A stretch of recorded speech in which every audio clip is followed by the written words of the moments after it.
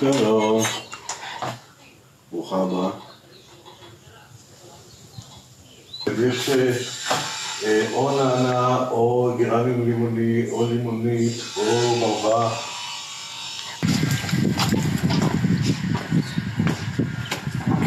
הכיף של המגורים בגליל זה שבאמת יש הכל בחצר. אפשר להביא ישר מהחצר. רגע, מה אני אעשה? איך אני אעשה? אני אעשה את זה.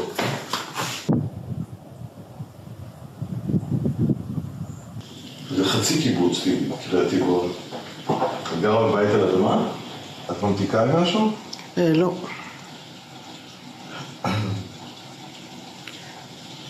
בדרך כלל אני חושב כל מיני קומקומים. זה זרע. טוב. ניתן לזה כמה דקות, עד שזה יהיה מוכן. אני באמצע הקלדה של איזה חצי עמוד בחדר שלי, אולי נגיד להישב שם. הוא לגור שם, והבית היה סגור, חיכה לי. בית נהדר. הנה, פה יש סיפורים שהם כתבו, זאת אומרת, הם סיפרו, הגננת כתבה, שהם היו בגן.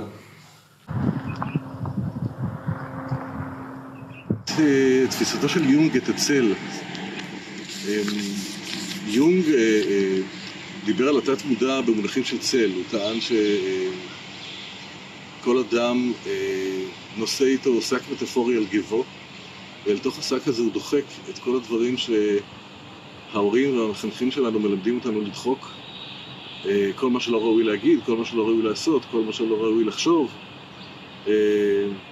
אבל בתוך השק המטאפורי הזה נדחקים גם דברים חיוביים, לא רק דברים שליליים, כמו למשל יצירתיות, שנחשבת כתכונה בלתי פרודוקטיבית בעולם המודרני, והדברים שאנחנו דוחקים בתחום הצל, היצרים, הדחפים,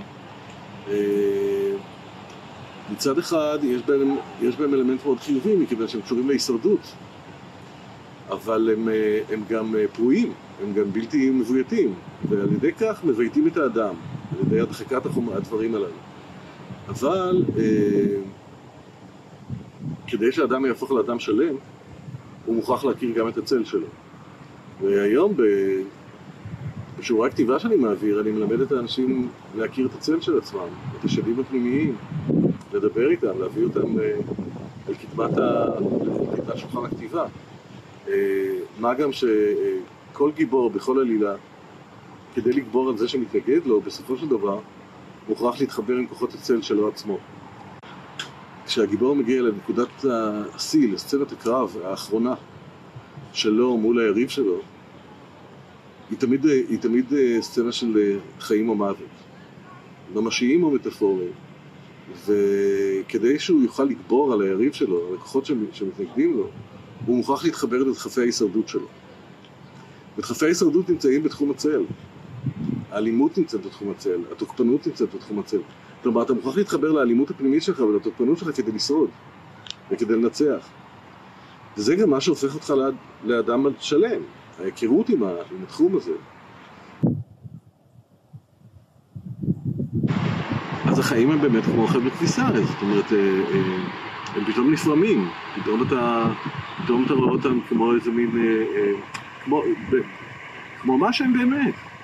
כי החיים הם בעצם מסלול חסר תכלית של עצמו, שכל אחד מאיתנו תולה עליו את הכיסה שלו, כל אחד מאיתנו בוחר, בתוך אין ספור האפשרויות הקיימות, לחיות איזושהי דרך. בעצם סוד החיים, או המתת הגדולה ביותר של החיים, זה שאנחנו כבני אנוש, ואנחנו מיוחדים בזה מכל בעלי החיים. אנחנו יודעים את ריקות החיים, יודעים את סופיותם, וחייבים או זכאים לקבוע לנו תכלית, לקבוע לנו ייעוד ולמלא אותם בתוכן.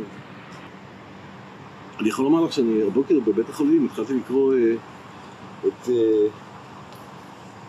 מנוס לחופש של אריך פרום, לתדהמתי, הוא מדבר על זה בדיוק באותם מונחים. ומעולם לא קראתי אותו קודם. על התהליך הוא אומר,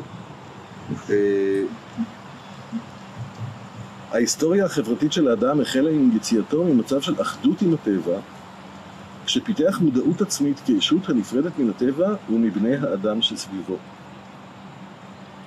ההתנתקות הגוברת של היחיד מקשריו המקוריים, תהליך שאפשר לכנותו התייחדות, הגיע לשיאה בעידן המודרני.